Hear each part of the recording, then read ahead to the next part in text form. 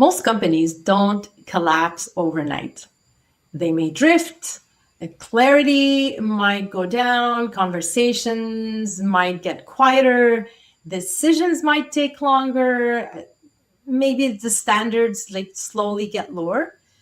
From the outside, everything looks like it's working, but underneath, something is really off. And by the time most leaders notice it, performance has already slipped.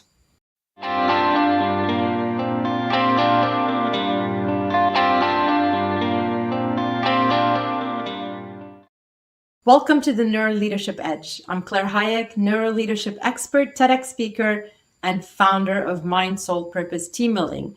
For more than 20 years, I worked in engineering and high-stakes environments, managing multi-million-dollar projects, teams under pressure, restructurings, M&As, the good, the bad, and the ugly, let's say.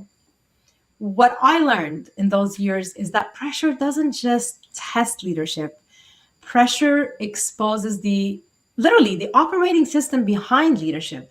So when pressure gets high, some leaders stay clear, decisive, and grounded, but others become reactive. They lose perspective and unintentionally lower the standard of the entire system around them. Now, the difference is whether a leader has built the mental operating system required to lead under pressure. That system is what I call pressure-proof leadership. And that's exactly what this show is about. Each week, we explore the real moments that shaped leaders, the pressure, the decisions, the turning points, and what was actually happening inside the brain when those moments occurred. Because leadership today isn't about working harder. We all know that. It's about installing that internal systems that allow you to stay sharp, steady, and effective when the stakes are high. In this episode, we explore a perspective most leaders overlook. You'll learn how imbalance quietly shows up inside organizations long before leaders recognize it. We're also going to learn why pressure can make teams look functional while performance is already slipping, and what leaders can do to restore clarity, alignment, and resilience before that system literally breaks. My guest today is Malcolm Youngren. Malcolm is the president and CEO of Pacific College of Health and Science, an institution that is focused on integrative health, acupuncture, and holistic medical education with campuses in New York, Chicago, and San Diego. He has spent more than 30 years in higher education, launched multiple EdTech companies, and worked at the intersection of education, technology, and healthcare transformation. But what makes Malcolm's leadership perspective unique is something deeply personal. Watching his father's final years and experiencing firsthand how the healthcare system struggles to support the natural end of life profoundly reshaped how he thinks about health, balance, and leadership. And today he's bringing that philosophy into both healthcare education and organizational leadership. Malcolm, welcome to the show. It's great to be here, and thank you for having me, and I look forward to the conversation. I am very excited for you to be here, and I appreciate you taking the time. I know you have high expertise in what we're talking about, and this is what was really important for me to bring that, your insight and expertise into the show and see how it may help listeners watching this episode that are interested in going, what are you talking about? Tell me more, right? So let's start with what you're going through right now. So higher education is going through massive change. And from what you told me, Pacific College itself is currently going through a major transformation. You're divesting 2 campuses and refocusing the organization. So what does leadership look like when you're making decisions that are strategically clear, but emotionally very difficult? For me right now, what we are doing is we're divesting 2 of the campuses, one campus in San Diego and one campus in Chicago. I've been with the organization for nearly 15 years. The previous president was actually the founder of it. So right now what we're trying to do is refocus the organization, specifically the New York campus, on nursing and bringing in an integrative method and approach to healthcare. But getting rid of two campuses, in some ways, it's kind of like getting rid of two of your children. And there's a huge emotional component to it. This is something that Jack Miller was a mentor, as a friend. He started this 40 years ago, and now we're trying to separate these. So I know I wake up in panic sometimes that I'm destroying something that he built so many years, but I know intellectually it's the right thing to do. In the United States right now, higher education and healthcare are moving in very rapid, changing environments. They have to be incredibly focused. The value proposition needs to be incredibly focused. And the business model needs to be resilient. What we're doing at Pacific is we're refocusing the school around integrative medicine. We're moving just away from Chinese medicine, integrative medicine. We're bringing in Western medicine. So Real struggling with that. you said something that many leaders experience, but maybe, we don't say it out loud. You said intellectually, right? The decision makes perfect sense. You know what you need to do, but emotionally, it's incredibly hard. So why is that such a real tension for leaders? Because let's make it clear. Most of the decisions strategically make sense. Some maybe are easier emotionally, but I find most of them are hard, especially when they're huge transformations. What's your take on that? My take on it is, I think it is difficult to separate the emotions from the intellectual aspect, and that the emotions will often cloud the intellectual aspect, so that you don't want to give up these two campuses because they mean so much to me. I know the leaders, I know the students, I know the faculty, I know the environment, I know the city. I love them all. And so emotionally, it's very hard to do it. And it often clouds where you need to go. And that's tough.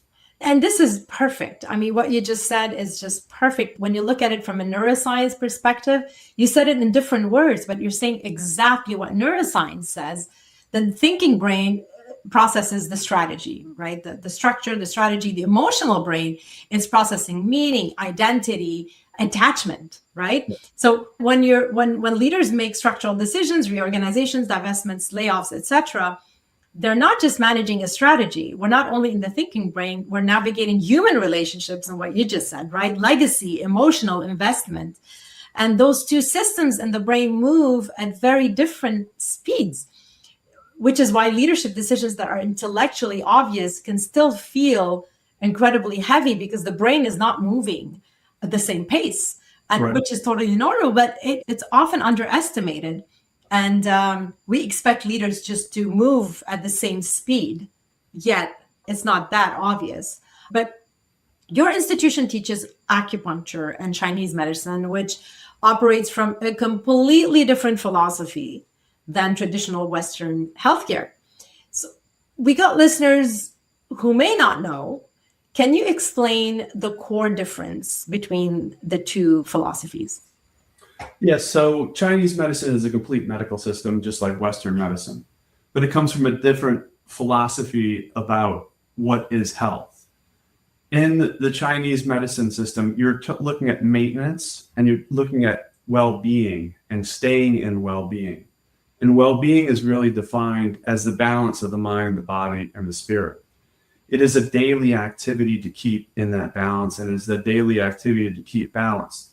The Western model of healthcare is an infectious model which is find the problem, fix it. Right. And it's mostly with surface problems. So take this pill, get something done. It is not the root problem. In Chinese medicine, you really try to find what is the root problem that is causing the disturbance, is causing, the qi not to flow, the energy not to flow in the body. And whatever that root cause is, you need to find it. You can't do just the surface activities, which is really the infectious model of disease that's happening in the United States right now. Yeah, and I'd love to make a parallel into organizations, is that most companies and organizations operate, in my opinion, let's not generalize, they operate exactly like Western medicine. They react after something breaks, after burnout, after performance drops, after culture basically deteriorates, or when people leave, or after people leave. But few actually ask the more important question: how do we keep the organization healthy in the first place? So I'm gonna let that sit for now, and move on to another interesting parallel that you made. You said that just like a person needs balance between mind, body, and spirit, the same principle applies to organizations. So tell us a bit more about this. The way I think about it is, as a human being, you're looking for that balance.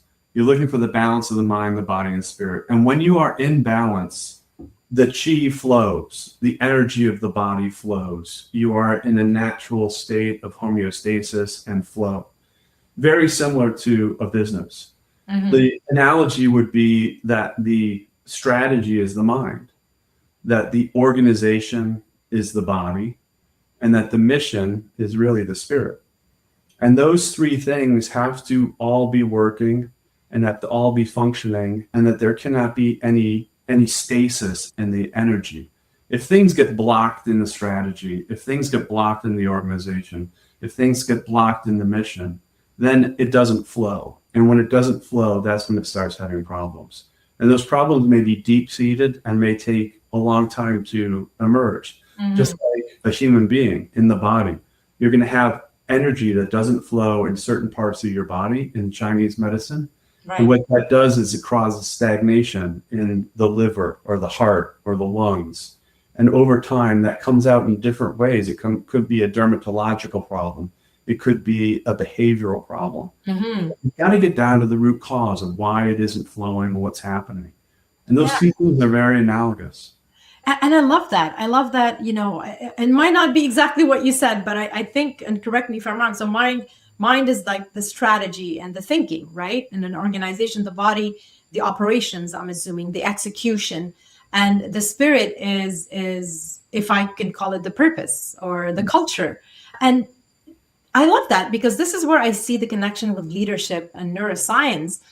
When organizations fall out of alignment between purpose, strategy, and execution, if we look at, about mind, body, and spirit, the system begins to fall apart.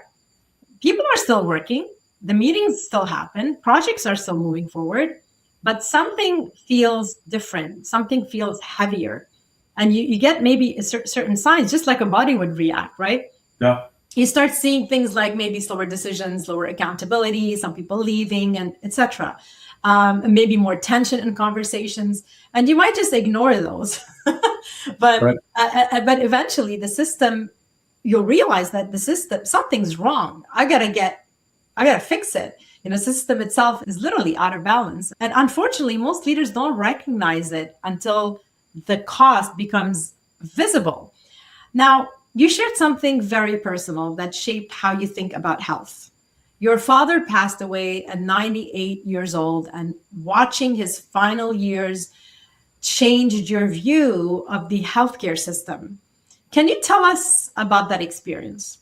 Yeah, it was my father passed away about 2 years ago. And for the 2 years prior to that, I lived about an hour and a half or 2 hours from him. I would go once a month and spend the weekend with him. And over that time, I saw the different parts of his body, the mind, spirit decay. And it's incredibly difficult to watch, someone go through this. He was an incredibly dignified man. He was an architect and loved the environment and everything around him. And slowly his ability to process a lot of that went away. And what was happening with the Western medicine was that they were really trying to find surface activities to help him. He was going to die. Mm-hmm. We needed him to go through that process in the natural way that would embrace his mind, his body, and his spirit, and do it in a way that was dignified, and do it in a way that really brought all those three things together. So it was very difficult, but when you see him try to I remember he was trying to do the math, and he didn't understand why he wasn't 99, because he was born in December. And he couldn't, and he kept doing it over and over. And it was, his mind was going at that point. And it's incredibly difficult to see, but you need to take into account not just what's happening cognitively with him, but also how that's impacting him emotionally. and how that impact emotionally is impacting the family, and how it is impacting also his physical around him because of all the what's happening with his body and the hospice and everything else. So it really brought into really sharp point to me that this mind, body, spirit kind of component, and that they all need to be in harmony. Even if you're dying, Yeah. it needs to be in harmony so that your body and the organization can do what it needs to do. And that if you're trying to stop it in any way, you bring in out something that really is going to be more difficult in the long run. Yeah, and one thing you said really stayed with me, Malcolm. You said that health is not simply the absence of disease. Health is balance.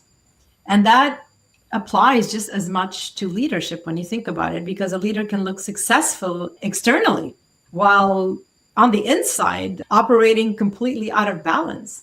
I think there's a lot of work to be done. And I think the first step is awareness, just, to kind of the prevention, the health, focusing on the health as opposed to the disease after the fact. Now, you're leading nowadays, through a major transition at Pacific College. That's a lot of responsibility and pressure, as we already discussed. And what helps you personally maintain balance as a leader in the middle of this whole thing?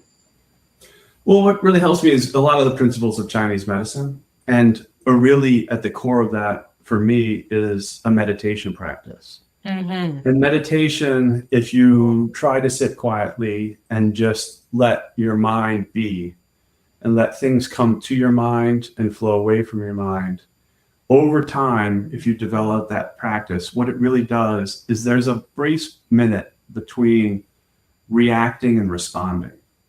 You can react to something, which is the gut emotional quick response. Mm-hmm. That's the reaction. But a response takes a minute, a fraction of a second before you can think about things and respond. If you're meditating, what happens is you understand so much more about your body. You can understand, you can feel when the tension is there. You can feel when your muscles are happening. You get into that. And so that when someone asks you a question and you're in that moment of the decision, you're not reacting, you're responding.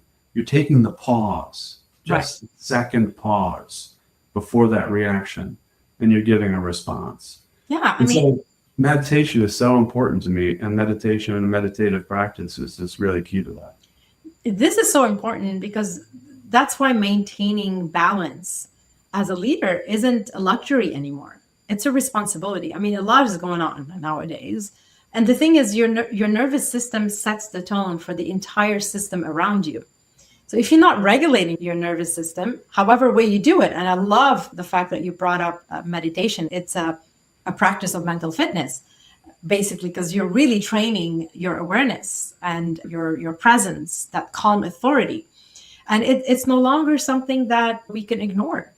It's time for the rapid fire. The time flew by. That's crazy. You ready? I'm ready. Okay. So I think I have 4 questions for you, but anyway, we'll play it by ear. So let's go. One word that defines great leadership today. I think great leadership is compassion right now. There's so much happening in the world. There's so much happening that is influencing people when they come to work, that you've got to have compassion. You got to understand the whole person. You got to understand what they're bringing. And until you do that, it's going to be difficult. So I would say compassion is the number one thing that I'm experiencing right now in the world that is very difficult. Oh, we can't have enough of that. I absolutely love that answer. One habit that helps you stay balanced under pressure. I think it is meditation, exercise, and what you eat. Right. What you eat is you're doing yourself 3 times a day. What is going in? Sugar, is it going in? What is going in that's healthy and positive? If you're taking things into your body that are healthy and positive, if you're moving, getting all the endorphins and dopamine and all that kind of stuff moving through your body, your muscles naturally do, that's going to be great. And then your mind, you got to work on your mind too and have some meditation and think about it. Great. So one misconception about health or wellness you wish people understood. That health and wellness is the accumulation of small things over time. It is stress. 80% of the disease in the body comes from stress, which is your mind. So what are the daily activities that build up over time that help you? And health and wellness is not something that happens overnight. It's not a pill. It's not anything. But it's the accumulation of small activities day after day, week after week, year after year. And one leadership lesson you wish more executives and leaders practiced consistently? I would say behavioral interviewing. I think that has really changed the game for me in terms of trying to bring, we're constantly, there are about 600 people report to me in the organization. Mm-hmm. So, trying to import and get everybody to do some behavioral activities, scenarios, give people scenarios, have them talk through what did they do? Because again, the way they react and the way they are on the job with their activities is really a transformational activity. Great insights. Thank you so much, Malcolm. So here's the question I'd like to leave you with after this whole conversation to all our listeners here and people that are watching us on video. Where might your team already be out of balance, and what might it quietly be costing you? Because most organizations don't lose performance overnight. Like I said, they lose it slowly. And by the time leaders notice it, the cost is already real. So this is exactly why I'm doing this show. This is exactly as well why I built pressure-proof leadership. If you're an individual leader and you want to strengthen your own decision making, your own clarity, emotional regulation, and calm authority under pressure, you see a QR code here. Please scan it. And if you're not watching on video, you're listening to this, look for the description to the Linktree link.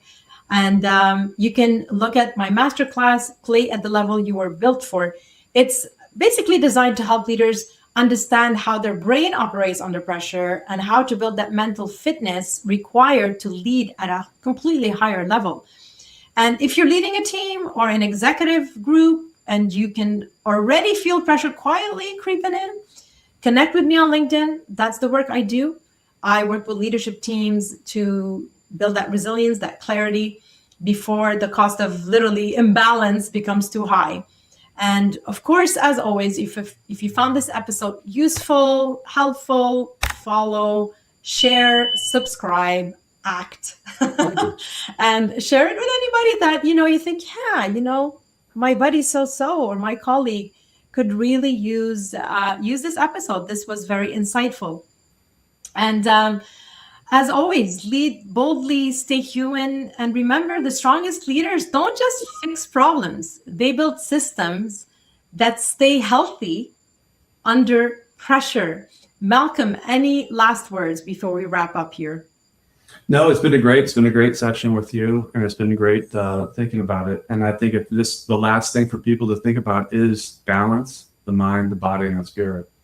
And that, that balance brings harmony, and the harmony allows you to perform at a different level. Thank you so much, Malcolm. Very wise, insightful words. Thank you for taking the time to share this with us. And we'll see you all next week. Bye for now.